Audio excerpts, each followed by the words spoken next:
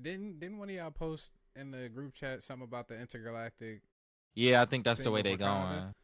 They going? I'm not privy to that storyline, so I'm interested in how they do that. I think it'd be great. Here's the reason why I like it. I don't really love that storyline. It's kind of boring to me, but which a lot of people would say that's blasphemous, and I understand. It just was to me.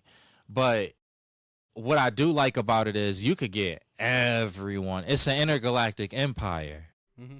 So when you start talking about intergalactic empires, now you got to start talking about things like the Shi'ar Empire. Mm-hmm. You have to start talking about these different things. So if they want to use that with the intergalactic Wakandan force to give us these introductions into these other, because I really want to see Gladiator. I think especially with them bringing in heavy hitters like Wonder Man, heavy hitters like Sentry. And we opened the door. For now, you gotta have people who can at least be toe to toe to them to some extent. Yeah. So is that so? Now it makes sense. It's like, well, don't just go get one. Don't just go get like a Wonder Man.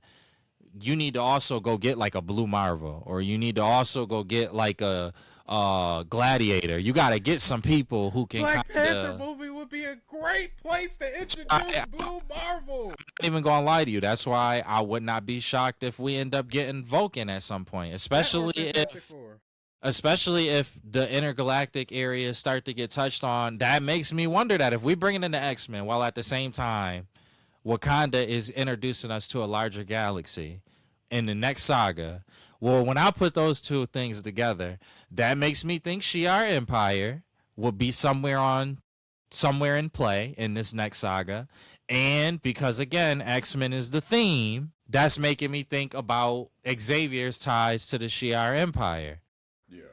So if that's the case, that's making me think like, okay, again, if we already opened the door to heavy hitters, I didn't even mention, but I think you just did, Sage, Franklin Richards as well.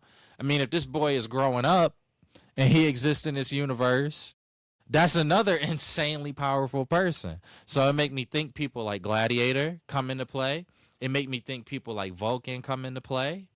It make me, I don't know how far that goes. If they start, if we end up expanding to Captain Britain and that ends up being mentioned, then now it's like, okay, do they introduce a person like Mad Jim Jaspers?